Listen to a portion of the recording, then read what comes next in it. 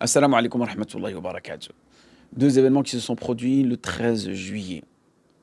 Et malheureusement, on a encore ce deux poids, deux mesures. Toutes les caméras, elles se sont braquées sur ce qui s'est passé aux États-Unis.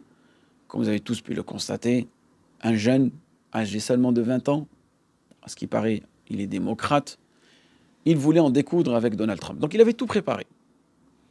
Il avait préparé son arme, l'endroit où est-ce qu'il s'est positionné, à peu près à 120 mètres de Donald Trump, juste au-dessus d'un hangar. Il était dans une bonne, on va dire, inclinaison.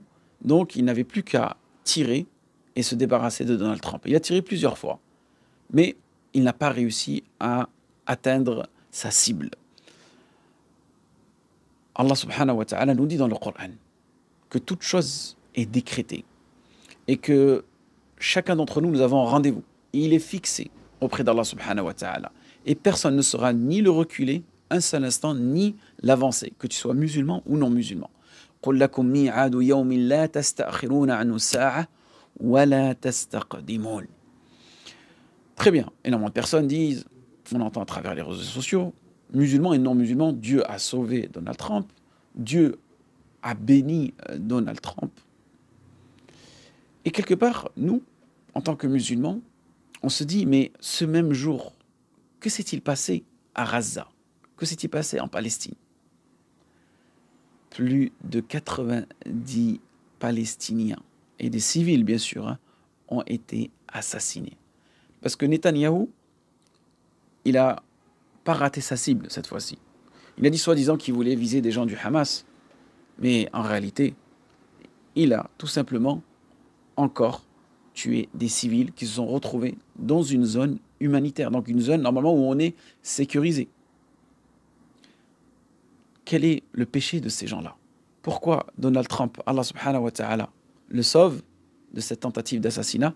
Et pourquoi ces jeunes Palestiniens sont tués injustement? Allah subhanahu wa ta'ala, il nous dit dans le Coran, La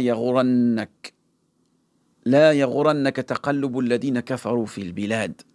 Mata'un qalil, thumma ma'wahum jahannam wa bi'sal mihad. Que l'activité à travers le pays de ceux qui ont rejeté la foi ne t'abuse surtout pas. Ne sois pas trompé par cela.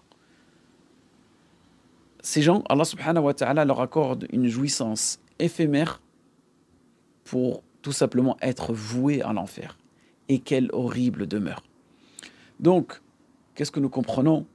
C'est que Allah subhanahu wa ta'ala, il a voulu, c'est lui qui a décrété, il a voulu que ces enfants décèdent ce jour-là, le samedi 13 juillet, dans le but, tout simplement, de leur accorder une place au paradis, car ceux-là font partie des martyrs d'Allah subhanahu wa ta'ala. Et vous savez, la place du martyr, non pas au paradis, mais juste dans le barzakh. Allah subhanahu wa ta'ala leur donne une posture d'un oiseau qui est accroché à une branche et qui a une étendue au niveau de sa vue, une vue très très large dans laquelle il peut voir sa place au paradis et tous les bienfaits de ce monde-là, du barzakh. Et que Allah subhanahu wa ta'ala liyattakhidha minkum shuhada, et il choisit Allah subhanahu wa ta'ala qui seront ses martyrs.